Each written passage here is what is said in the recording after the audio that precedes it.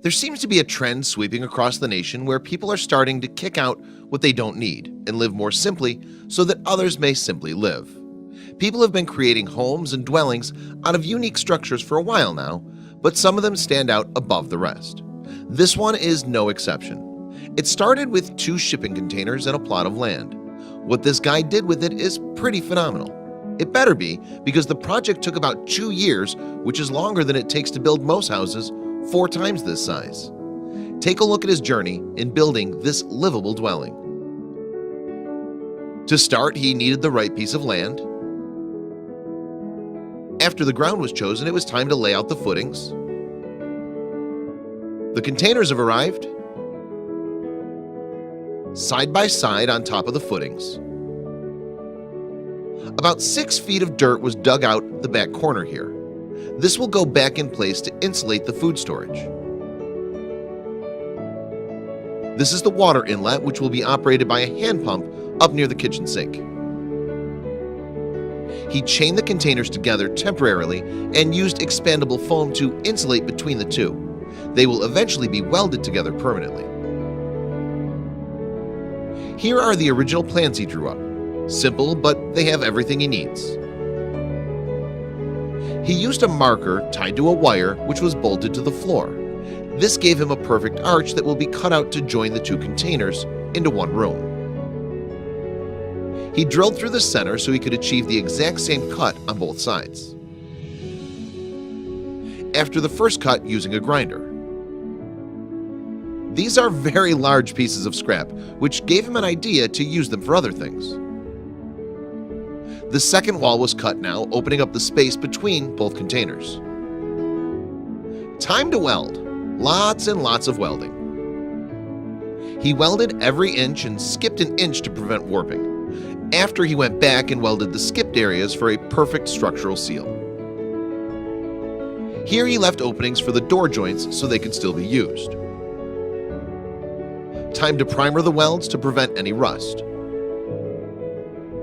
Remember that interior wall piece? It looks like it will make a perfect awning for the front door. This was no easy task. After welding on flanges and tabs to hang it from, it was incredibly heavy. He built some very strong supports to hold up the weight as well as rain, snow, and debris. He had to use his tractor to lift the giant piece of metal into place. Now it was time for insulation. This will help the interior of the house stay comfortable as well as offer protection to the metal shipping containers. This process took about 3 hours to complete. He added some pea gravel and drainage tubes around the containers so they wouldn't settle after a long rain or winter. These pipes will be completely buried and drain water away from the foundation. He used some old railroad ties to grade the front of the property and to hold in the dirt he was about to stack against the house. Now it was time to fill with dirt. He stacked it almost all the way up on one corner because that's where food supplies will be stored. This will prolong their lives by regulating the temperature. He added a little paint and marked out where the doors and windows will be placed. This big entry will be the front door. There was a lot of grinding to cut this out. Now the door's installed and it's time for the windows. Here's the template he used so he would be able to make both windows exact. The holes were difficult to cut, but they are ready for windows. It's starting to look like a home. The house needed a back window as well. Now that the exterior is almost complete, it was time to start framing. He can run electrical and plumbing throughout the containers as well as give a finished look to the walls and ceiling. He installed a washer and dryer, a fireplace, and vented them both to the exterior. After running a little electrical, he now has some lights and a warm fire. Another layer of insulation was added, giving the place more R value, making it more climate controlled. With all the electrical ran, it's time to start covering the walls. He wanted an old cabin in the mountains look. The bedroom doors were installed and wood trim covered the gaps between both halves. Starting to look pretty awesome inside. After laying down some tile, he placed furniture and a fridge into the kitchen. Excellent choice on the wood color. After collecting a lot of cans, he was able to build a solar heater. He cut open one end and drilled 3 holes in the other end of the can. He then washed and dried them. He then stacked them into a frame and siliconed them all together so there'd be no leaks. After that, it was time to paint the solar heater dark black to absorb as much light energy as possible.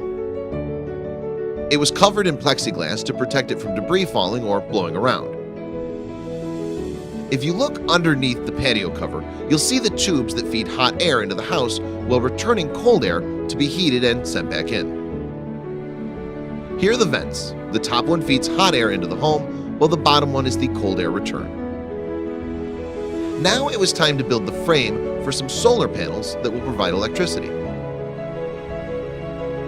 Time to wire in the battery. On the opposite end of the home, he installed a solar water heater as well. It recirculates water from this water tank and keeps it at a perfect temperature. There's a small storage area next to the water tank that fits a washer and dryer with ease. The same room contains the shower and a vanity. He had to cut out the floor a little to run the plumbing to the shower, along with the washer and dryer lines. These lines run to a gray water storage septic tank out and away from the house. After covering it with dirt, this is the only thing you see. The toilet is a composting toilet and actually is very low maintenance and allows the builder to stay off the grid. He found a lot of the furniture at yard sales, including this vanity that was very cheap. Here's the master bedroom with a little decoration. This is the second bedroom. These are the doors leading to the bedrooms. The food storage turned out great. The sink works great with a hand pump. The basin only costs $3 from a garage sale. Remember the scrap metal he had from the cutouts? Take a look at these cool window shades. One was used as a vent to let air flow through the door. Some was even used to make firewood storage. This storage holds just about a quart of wood. And here is the finished project. Can you believe that 2 old steel shipping containers were transformed into this awesome home? It took almost 2 years of building, but he's incredibly proud of how his new home turned out. His goal was to build something that he could enjoy on the weekends, or in case of an emergency, could be used as a permanent home. This home is capable of being completely off the grid with its power supply and solar heaters. Shipping containers are incredibly cheap and durable. This is a great idea to build an off-the-grid micro home that provides all the amenities you'll need.